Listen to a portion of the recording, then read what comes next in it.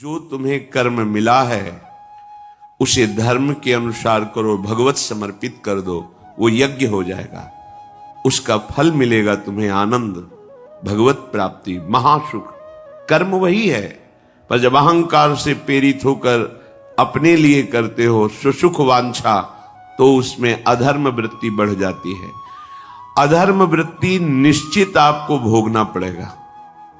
यदि भगवान की शरण में हो जाओ, अबलो नशानी अबना नशई हो, वो कृपा करे तो सब क्षमा हो जाए। वो कह रहे कि हम तो हम सर्वपापेभ्यो मोक्षयिष्यामि मा शुचा।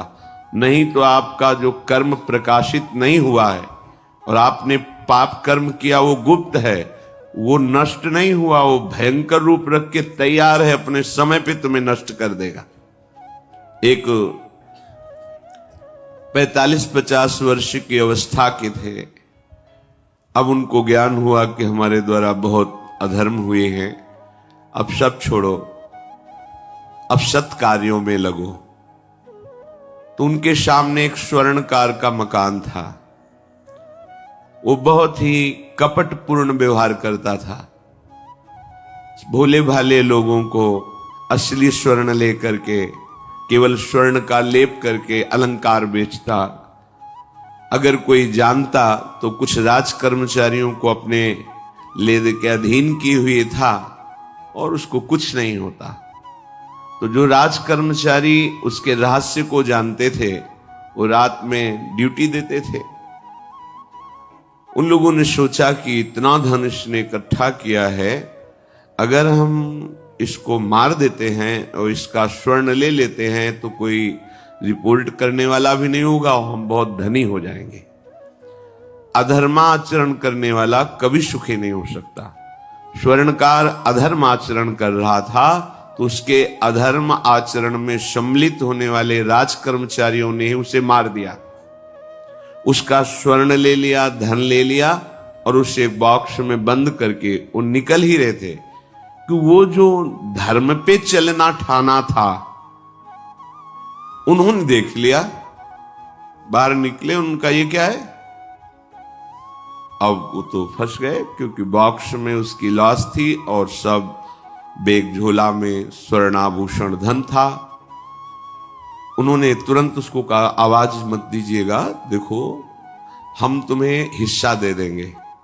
ये जो धन हमारे पास है इसको हम 3 हिस्से में बांट लेंगे और इसको हम नष्ट कर देते हैं, कोई जानेगा नहीं, हम राज कर्मचारी हैं, किसी तरह का फसाव नहीं होगा।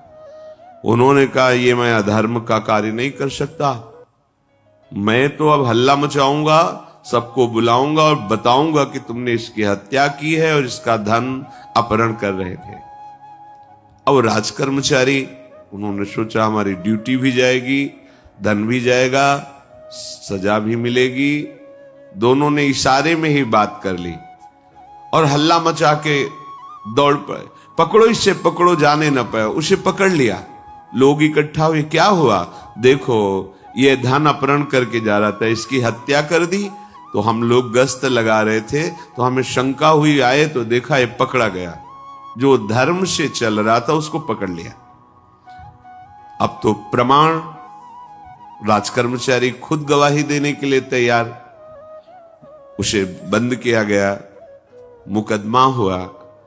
वो बार बार जज के सामने यही कहता था, जिसकी कसम खवाओ हम कसम खा लेते हैं, हमने बिल्कुल ये कार्य नहीं किया, ये लोग ये कार्य कर रहे थे, हमने इनको रोका तो इन्होंने मुझे साझेदारी के लिए, पर मैंने वो स्वीकार नहीं किया तो फिर इन्होंने ऐसा किया। पर उसकी कौन बात माने? राज कर्मचारी गवाही। मुकदमा लंबा खिंचा, उसे जेल में रखा गया। हर बार आके वो यही प्रार्थना करता। कई वर्ष तक चलता रहता मुकदमा। जेल का उसे बड़ा कष्ट भोगना पड़ता। वो विचार करता कि मैं अगर हिस्सा ले लेता तो बच जाता, लेकिन धर्म से चल रहा था तो देखो मुझे कष्ट भोगना पड़ा। मुझे लगता है भगवान के दरबार में न्याय नहीं है, धर्म रक्षा नहीं करता, ऐसा लगता है। एक दिन आया और रो करके यही बात कही जज के सामने कि मुझे लगता है भगवान नहीं है, क्योंकि मैं बार बार सत्य को साक्षी करके कहता हूं कि मैंने ये कर्म नहीं किया और मुझे दंड दिया जा रहा है, मुझे क्लेश दिया जा रहा है धर्म से चलने के कारण। अगर मैं सम्मिलित हो जाता तो मुझे तीसरा हिस्सा मिलता और बिल्कुल बात शांत होती। ये क्या धर्म है, कहां भगवान है? जज ने इस पर गौर किया। कई वर्ष वो जेल भोगता रहा, मुकदमा चलता रहा। तब जज ने गौर किया कि बार बार ये कहता है, इसकी जांच की जाए। तो हत्याकांड होते ही रहते हैं। एक शव आया वहां, जज ने मंगवाया था, जो पोस्टमार्टम के लिए जाता है, मंगवाया और कहा देखो इसका कोई नहीं है, अंतिम संस्कार के लिए अपने ही लोगों को जाना है। तो 2 कर्मचारी जो थे सरकारी, जो स्वर्ण चोरी में सम्मिलित थे, उनको और उसको कहा कि बस तुम थोड़ी देर नदी के किनारे बैठे रहना, हम और लोगों को लेकर के आते हैं। और एक आदमी को छुपा के बैठा लिया और राज कर्मचारी नदी के किनारे शव को लेकर बैठे। उसको देखा जिसको बहुत कष्ट दिया जा रहा था, सारा आरोप उसके ऊपर था, जो धर्म से चल रहा था।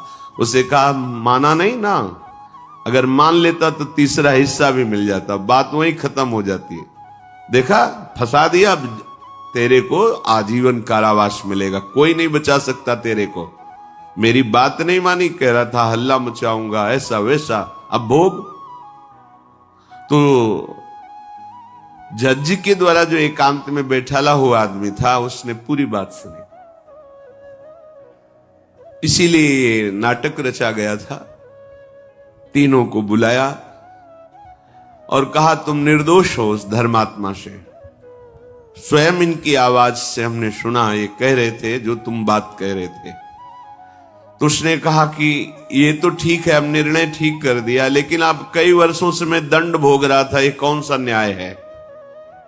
किस अपराध के कारण? मैं तो धर्म से चल रहा था, इसमें किंचन मात्र मेरा कोई अपराध नहीं था, फिर कई वर्ष से मैं सजा क्यों भोग रहा था? बार बार प्रताड़ना, नाना प्रकार के कष्ट क्यों भोगा मैं? जज ने कहा तुम हृदय को साक्षी करके बताओ, क्या कोई ऐसा अपराध किया है जिसका प्रकाश ना हुआ हो और तुम्हें दंड ना मिला हो? हम अब उसका कोई दंड थोड़ी तुम्हें देंगे, लेकिन तुम्हारे अंदर जो भगवान के प्रति आरोप है उसका निराकरण हो जाएगा। उसने कहा हाँ, यौवन अवस्था में मैंने किसी स्त्री को ऐसा ऐसा, और वो विरोध करने पर भी उसे मार दिया और आज तक बात कोई प्रकाशित नहीं हुई। तो बोले फिर भगवान को क्यों दोष देते हो? वो कर्म तुम्हारा दंड अगर मिल जाता तो नष्ट हो जाता, वो कर्म सुरक्षित है। उसी कर्म ने तुम्हें यहां अधर्म ना होने पर भी फंसाया और देखो तुम्हें भोगना पड़ा। तो निश्चित समझो, यदि आप अधर्म के द्वारा कोई भी सुख साधन करेंगे तो आप नष्ट होंगे। अधर्म के द्वारा आप धन आदि छीनना चाहेंगे तो आप नष्ट होंगे। अधर्म कर दिया है और उसका प्रायश्चित नहीं हुआ तो वो कर्म सुरक्षित है। ऐसी जगह फंसाएगा जहां 100% आपने कोई अपराध नहीं किया पर आपको उसका दंड भोगना पड़ेगा। फिर आपको लगेगा कि न्याय में अन्याय हो रहा है, कोई भगवान नहीं है। देखो मैंने बिल्कुल कसम खा के कहता हूं पाप नहीं किया, पर ये पाप का जो आरोप लगा वो पूर्व पाप आकर के तुम्हें दंडित कर रहा है। अब इस कर्म विधान को ये बहिर्मुख लोग क्या जानते हैं? तभी कहते हैं अरे कहां भगवान, कैसे भगवान? आज तुम धर्म से चल रहे हो, लेकिन कल तुमने जो कर्म किया तो तुम शरणागत होकर भजन के द्वारा उसको नष्ट नहीं किया ना, तो सुरक्षित है। अवश्य में भोक्तव्यम कृतम कर्म शुभाशुभम। इसलिए श्री भगवान आदेश कर रहे हैं यज्ञार्थात् कर्मणोन्यत्र लोकोयम कर्म बंधनः तदर्थम कर्म कौन्ते मुक्त संगः समाचर। मुक्त हो जाओगे, न काम तुम्हें अधीन कर पाएगा, न पाप अधीन कर पाएगा, परमानंद में डूब जाओगे। केवल प्रभु के लिए कर्म करो।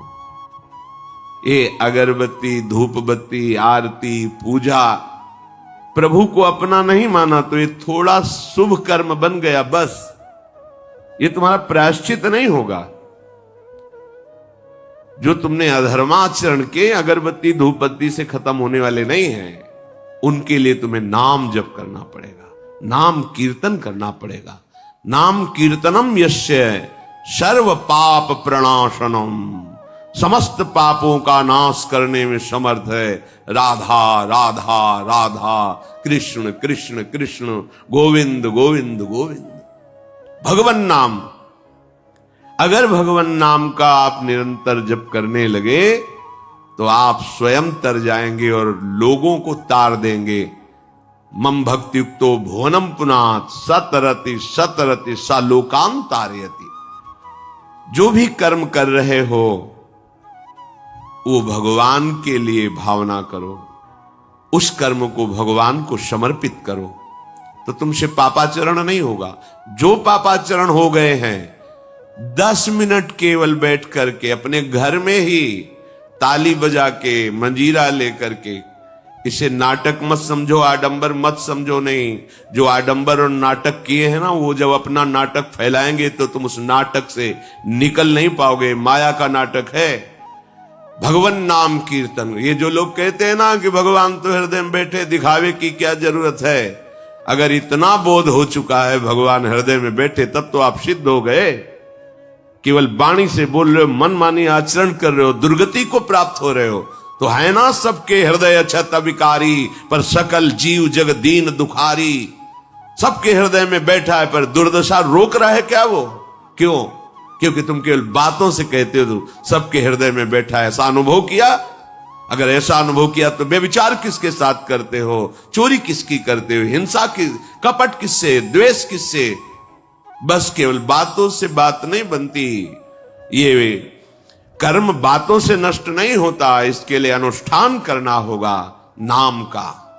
चाहे जैसी परिस्थिति हो, चाहे जो हो, जैसे भी हो, तुम्हारा मंगल होगा। अहोबत स्वपचतो गरीयान यज्जिभ्यागे वर्तते नाम तुभ्यम। वो नीच आचरण करने वाला, अभक्ष पदार्थ खाने वाला भी यदि भगवान नाम उच्चारण करता है तो परम पावन हो जाता। अहो, आश्चर्य की बात, बड़े बड़े प्रायश्चित जिसे पावन नहीं कर सकते, भगवान नाम उसे पावन कर देता है।